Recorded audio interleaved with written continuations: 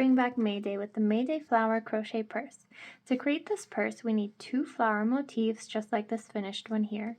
To make this, you're going to take a 5mm crochet hook and worsted weight cotton yarn. To follow along with the pattern, I have it linked below. You're going to create a magic loop, chain 1, and work 6 single crochets into that magic loop. When you have your 6 single crochets, pull to close. Now you're going to work 2 single crochets into each stitch around.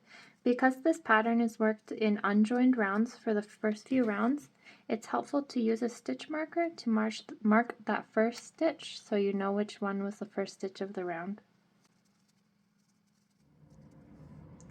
For the next round, you're going to remove that stitch marker. You're going to single crochet in the first stitch, replace that stitch marker, single crochet twice into the next stitch, and repeat that pattern around. Single crochet once into the next stitch and twice into the next stitch. For round 4, you're going to single crochet in the first 2 stitches, and then single crochet twice into the next stitch.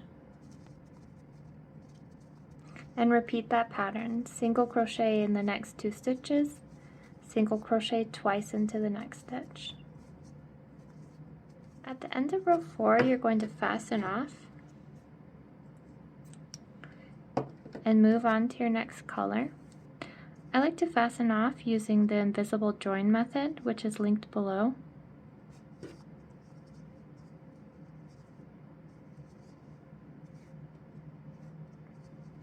So you're going to take your second color of yarn, join in any stitch on the edge, chain 1, and then you're going to single crochet into that very first stitch and in the next 2 stitches. Then you're going to single crochet twice into the next stitch and repeat that pattern around. Single crochet in the next 3 stitches and single crochet twice into the next stitch. I have reached the end of round 5 and I'm going to start on round 6 by single crocheting into that first stitch. I'm going to mark that first stitch, then I'm going to double crochet into the next stitch. Then I'm going to double crochet twice into the next 2 stitches. So 1 and 2 in the same stitch, and 1 and 2 in the same stitch again. Double crochet into the next stitch, and single crochet into the next stitch. And repeat this pattern 5 more times, where you're going to double crochet twice into the next 2 stitches,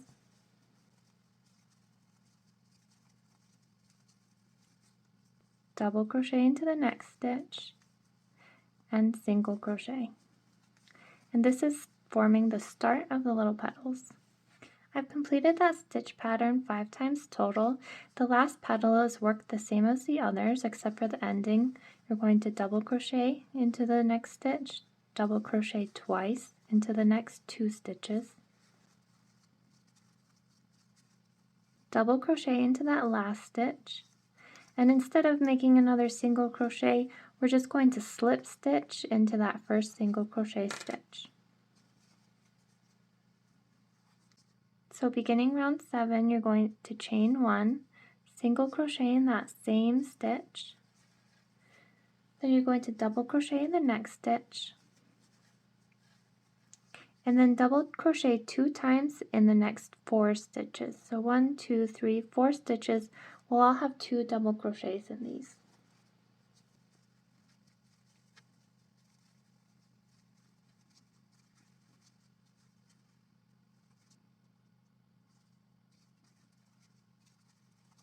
You're then going to double crochet into the next stitch and single crochet into the next stitch, which should be the single crochet from the previous round, round 6.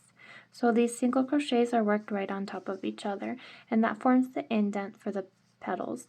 So repeat that pattern 5 more times, working 1 double crochet into the first stitch, 2 double crochets into the next 4 stitches, 1 double crochet into the next stitch, and then single crochet on top of the single crochet from the previous round.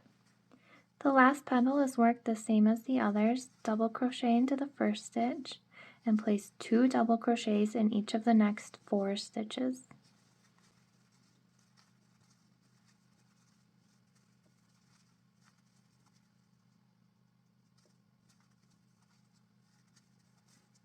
You're then going to double crochet into the last stitch and slip stitch back into that first single crochet stitch. Once you've fastened off, you're going to skip the next 5 stitches. So here's the first one, is that first single crochet stitch, 1, 2, 3, 4, 5, and you're going to place a stitch marker into that next stitch, which is the 6th stitch. You're then going to skip the next 42 stitches. Okay, that is the 42nd stitch. You're going to place a stitch marker in the next stitch, which is the 43rd stitch around. And these stitch markers are marking where you're going to begin and end the seaming of the bag. So I'll meet you back here after all those ends are woven in. So I've completed both my flower motifs and woven in all my ends. I'm going to take these motifs and match them with the wrong sides together on the inside, making sure that the stitch markers on either side line up. You're going to take a 4.5mm crochet hook and pull up a new yarn, starting at the left side. So you're going to go through both stitches of those first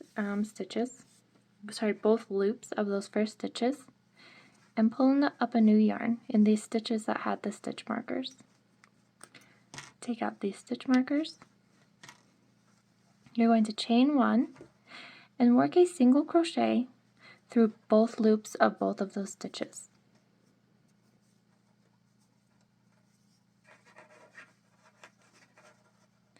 This joins the motifs together. Once that stitch has been worked and they are joined together, you're going to work in the back loop of each of these stitches. So from our perspective, this here is the front loop, but from the front side of the motif is actually the back loop. So we're going to work through both of the back loops on these motifs and single crochet through both of the back loops only, all the way around until you reach the stitch markers on the opposite side or the right side. So I have reached the stitch markers on the opposite side of the purse, and like that first stitch on the left side, we're going to go through both loops of both stitches on this side. So remove those stitch markers and single crochet.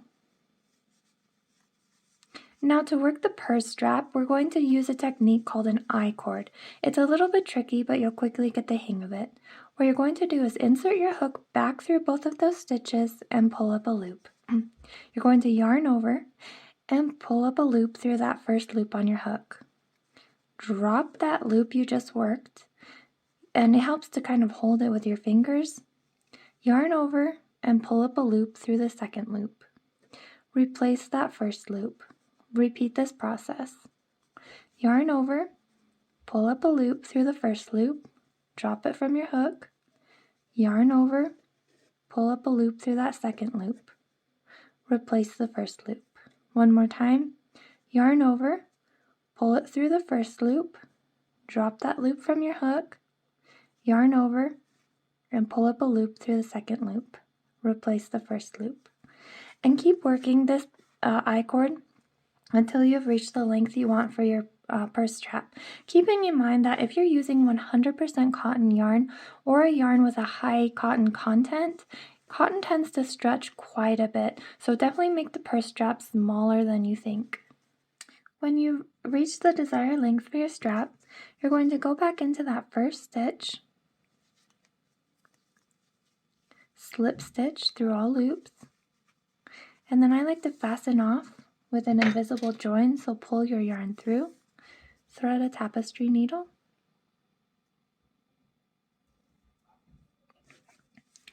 skip the first stitch, go in through both loops of the second, pull, and go back out through one loop of that stitch in the back, and weave in all your ends.